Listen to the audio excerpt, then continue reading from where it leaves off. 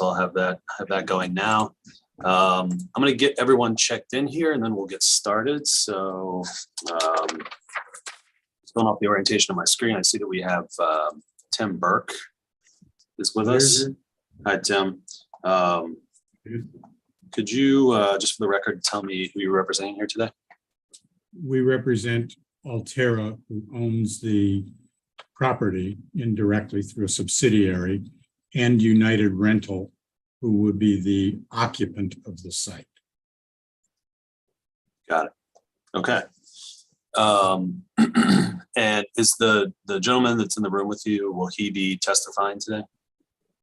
He is our planning co-op student, and we were going to use him to describe an exhibit that he prepared. Gotcha. Okay. Could you give me his name? That's Jacob Biscayne. And could you spell the last name for me? Biscan. Okay. Thanks, Mr. Burke. I see we have Trey Sheldon, the zoning plans examiner. Afternoon, Trey. Good afternoon, David. I have a Charlie Totten. Charlie, is your name spelled correctly on the screen? It is. It is. Okay. And who are you representing here today? I'm with Altera Property Group, the owner of the property. Okay. I have a Jerry Carico. If you could unmute for me. I'm the vice president and chair of the Development and Environment Committee for Spring Grove Village. Okay. Welcome.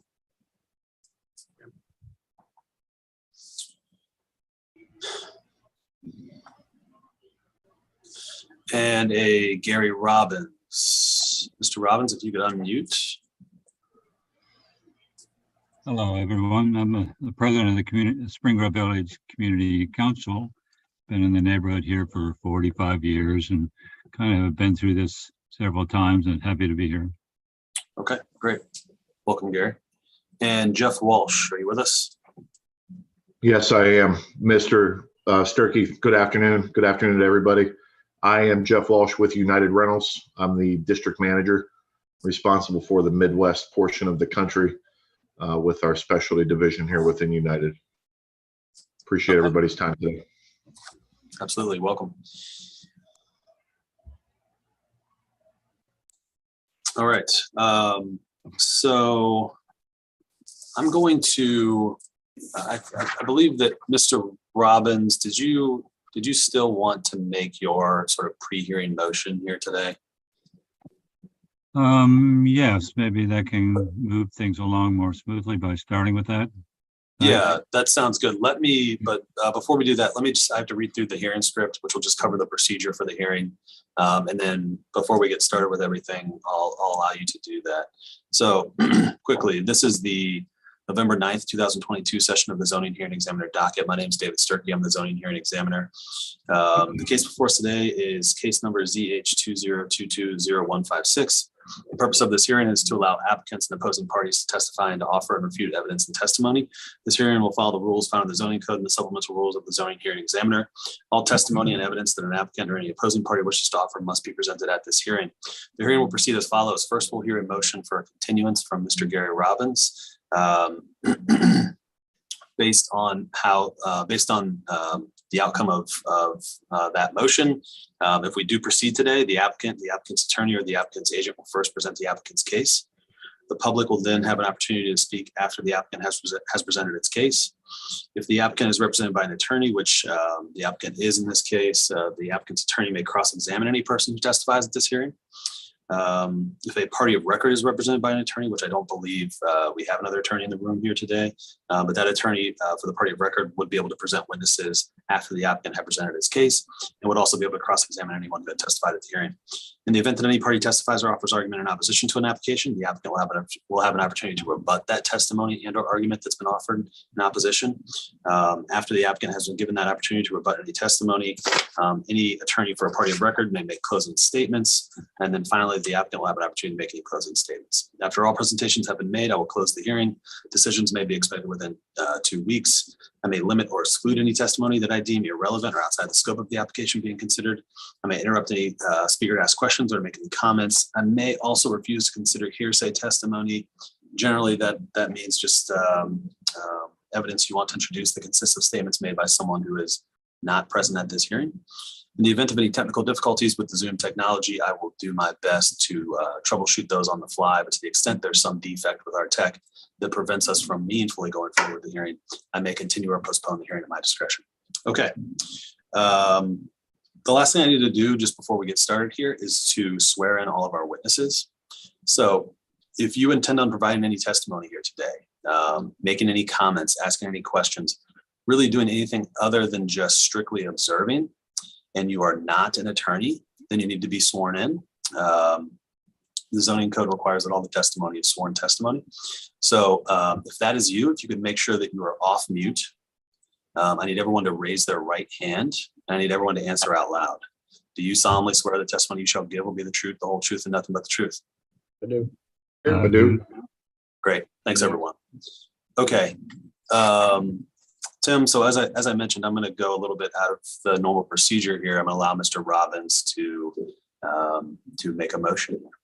Mr. Robbins. And Mr. Turkey, I will tell you that I did have several conversations with Mr. Robbins today, one of which also included Mr. Chirico. So we're prepared for that. Okay, great. Fantastic. Mr. Robbins, floor is yours. Okay, I'll start off by saying that's Carico, not Carico. So thanks for the chance to bring us together on this, and on behalf of the business owners and operators on the call today, I want to say welcome to the neighborhood. So we have lots of businesses in the neighborhood, and we take pride in building relationships with our business neighbors. And unfortunately, we're meeting in this case here before I've had a chance to actually meet you guys. So I look forward to a chance to meet you, by the way, whenever you're going to be here in town. So I'll start with that. So there's a reason why we're talking about this today and asking for a short continuance on this. And I'm going to give a little bit of background on our neighborhood. Some of you may know this already, but historically, our neighborhood has been the site of a couple of major landfills. One, a sanitation landfill called Elda. This goes back 40 plus years ago, but it was nasty and it required a lot of fighting on the part of neighborhood and surrounding neighborhood folks to try to do that. We also have another major landfill up Winton Road called the Gray Road landfill. And both of those happened where we were unable to really be involved when city approvals were given for those operations for the neighborhood to weigh in and raise concerns about them. Most recently was a project on Elda up the road from us called Cincy Compost. And I can't say enough about how nasty that was, a compost operation that really went bad, causing odors in our and surrounding neighborhoods. So if we sound like we're concerned here, we are, and with good reason. So we've just been vigilant to try to be at the table when new things are happening to represent the businesses and citizens of our neighborhood, to make sure that we're not caught in something like that again. I realize I don't think we're talking about something as serious as those with this one. So as part of that vigilance, Jerry and I have been caucusing on what's going on here. But we also have a commitment to bring issues like that before our local community council so that we're above board and involve them in what is happening. So our council meets once a month, and our next council meeting is coming up on Wednesday. So we're looking to bring this as a topic to our next council meeting for our neighbors to follow, to be a part of. So one of the issues, sorry, pardon me here. One of the issues that with this project, and it may be small on your part, but on our part has to do with one of the lines of business that your rental facility will have, and that's the porta potty rental. And the So, Mr. Robbins, sorry to interrupt. Is the motion for continuance is that sort of motion complete? And are you now talking about sort of the substance of the actual project? a little, I'm not sure how to answer that. I'll just be brief on it, but that's the element that is of concern. So we want to have that open when we have our community council meeting and give a response to the hearing, our endorsement of this variance request. Okay. It was this, as you all may know, this issue was complicated in that our neighborhood was not notified adequately to be able to process this. So we could have already had some discussions on that with our community council. And David, you're familiar with what is going on there. So with all that in mind, we're looking to have the hearing that we're scheduled for now be deferred for a decision until after our next council meeting, which is next week, Tuesday, the 15th. Okay.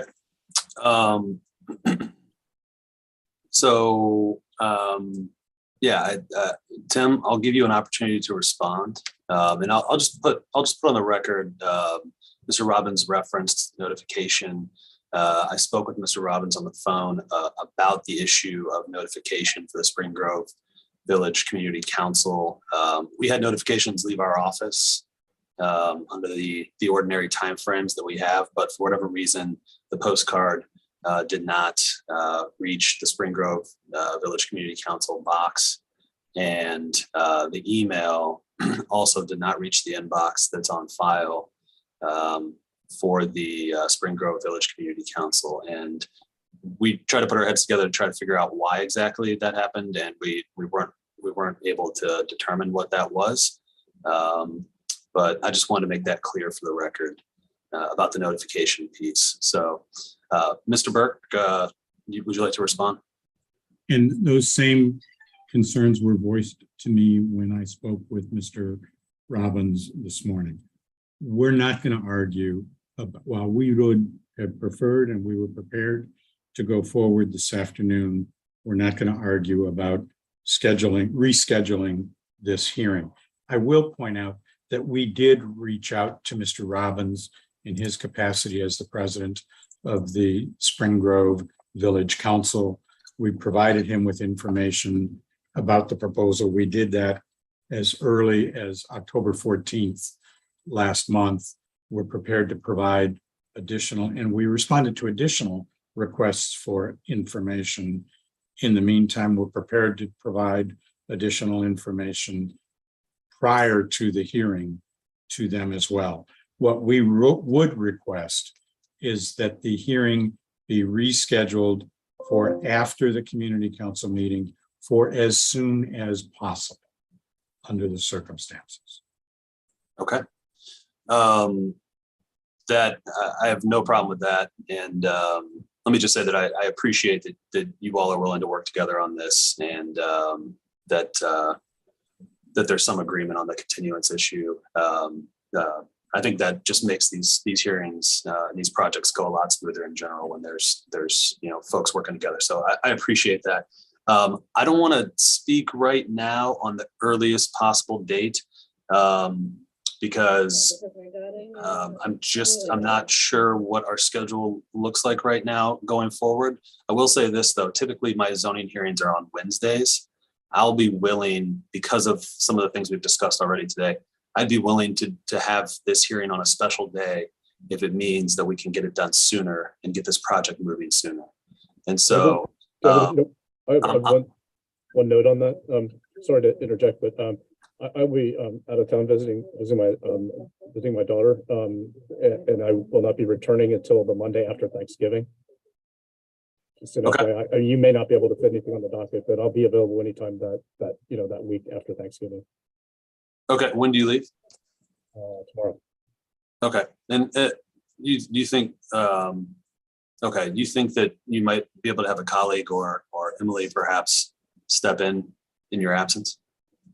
It's possible, but I thought that you weren't having hearings on the day before Thanksgiving. Cassandra had indicated that to me, in which case it's kind of a moot point because by the time the council meets and so on, I don't know, unless you choose another date. But I'm just saying, it would seem like since you're not having that hearings that Wednesday, that, it might be the following Wednesday. I don't have a calendar right in front of me, but. Sure. So let me double check on the scheduling piece of this. Just one thing I want to be certain of: the Spring Grove Village Community Council meeting will happen on Tuesday, November 15th, correct? Yes. And so any day after that is okay with Spring Grove Community Council. Well, we would hope so. We want to do more discussion about the issue of the porta potties. So assuming that we get by that thing quickly, then the following day would be certainly we could support that. We need some more discussion on that topic. Sure. Okay. So we'll do it someday after the 15th. Let me confer with my administrative assistant, Cassandra, who helps me with these scheduling, try to figure out what the best day is. I'm happy to try to do it if we can next week or the week of Thanksgiving, potentially the 22nd or the 23rd, if possible. I don't know how schedules look on you guys' end, or if Tim, if you have a preference, if this happens before Thanksgiving or after, or next week or the week after that. I mean, it may help to know what your preference is, or if you have any days you can't do it, or we could talk offline. From my schedule, I'm pretty flexible. It might help if I have the opportunity to consult with Mr. Totten and Mr. Walsh. Okay. And making sure that they are available because I need them as would- witnesses. I will, this is of utmost importance from my vantage point, so I'll make time whenever the zoning committee and the rest of the participants squeeze in, whether I'm off or not. I'll be sure to attend. Likewise, I can also second that comment. Okay. All right, great. And we're good because music can be scheduled. Okay, got it. All right, I will do that. And Tim, I'll give you a call before we actually formally schedule that next one, just to confirm that the date works and to let you know when Very it'll good. be. But I will do that this afternoon, and I'll be in touch so we can get the other one scheduled. Appreciate that. Thank you. Okay. All right. So we are now officially continued until the next hearing date, which I will share with everyone sometime this afternoon or tomorrow morning. Okay. Hope you all have a wonderful day. Thanks again. We Thank are you as adjourned. well.